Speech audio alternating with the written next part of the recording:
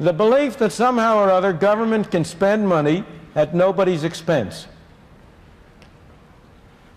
I don't know how many of you have ever heard of a wonderful description of government that was made by a French economist by the name of Frédéric Bastiat about 150 years ago. He said, "Government is that fiction whereby everybody believes that he can live at the expense of everybody else." And that is the free lunch myth.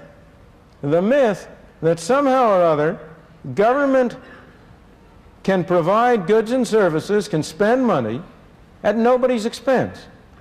Now, the particular form which that myth takes is very specific. It has two parts. One part is the belief that somehow or other you can tax business without consumers or workers or individuals paying for it. Somehow business is a big source, a big cornucopia out there that can be taxed at no cost. And the other form the myth takes is that you can create money at no cost. That if you turn the printing press, if you produce those greenbacks, that will enable people to become richer with nobody becoming poorer. Well, let me look at first problem. Can you tax business? What's business? There's no business to be taxed. There are people. Only people can pay taxes. Can I tax this floor? Can I tax the building? The building can't pay taxes. Only people can pay taxes. So when you talk about a tax on business, it has to be paid by somebody. Either it's paid by the stockholder, or it's paid by the customer, or it's paid by the worker. There's no other way it can come from. There's no Santa Claus, no tooth fairy that's going to provide a source by which the government can spend money that doesn't come from somebody. Somebody has to pay. And yet, over and over again, you hear the claim, oh, we must not increase taxes on individuals, we'll increase taxes on business, in connection with the current discussion of Social Security. This fiction arises. There is a fiction that the Social Security tax is half on the individual and half on the employer. That the individual only pays 5.75%, the employer pays an equal amount. That's nonsense. That's bookkeeping. That's not economics. That's not reality. The part that the employer pays is part of his wage cost. If an employer considers whether it's worth his while to hire an additional worker, he has to consider as part of his cost not only what he pays to the worker, but also the extra taxes he will have to pay to the government. It makes no difference to the employer at all if he pays the worker a bigger check and the worker pays a larger part of that directly to the government, or he pays the worker a smaller check, but in addition has to send a check to Washington. What matters to him is the total number of dollars it costs him to hire an additional person. So the fact is, the logic is, the reason is, that the so-called tax on the employer is paid by the employee. Now, this has always been clear from economic reasoning, general economic reasoning, but it has also been subjected to empirical test. And a book even from that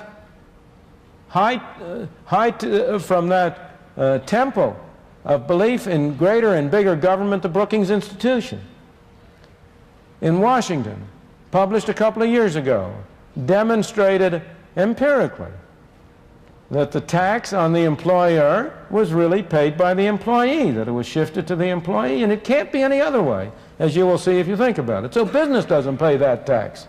And yet, despite this, you have the great move in Congress right now in remedying the problem of Social Security to impose a larger fraction of the tax on business on the alleged grounds that somehow or other that spares the worker. It doesn't have any such effect. It reduces the incentive to hire people and thus is imposed on the worker.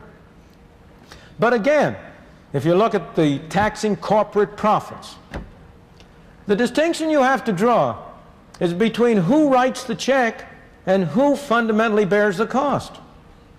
It may well be that an official of a corporation writes the check for the tax on profits, so-called profits. He writes the check, but who pays it?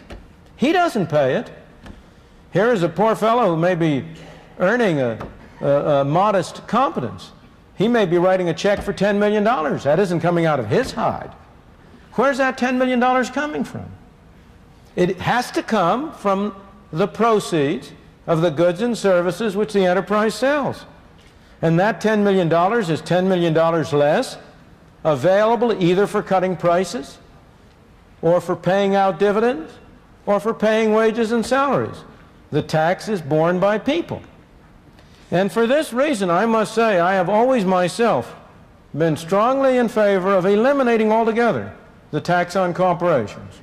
So it's open and above board that you are taxing people, and that you do not conceal that fact by appearing to tax corporations. Well, again, with respect to money, can you print money at no cost? It's very cheap to turn out those pieces of paper. But does that get society something for nothing? Not at all. It's simply a different form of taxation. If you print money, people have more money to spend. If they spend more money on the same amount of goods, prices go up. And in effect, everybody is paying a tax through inflation. Once again, it's only a form of taxation.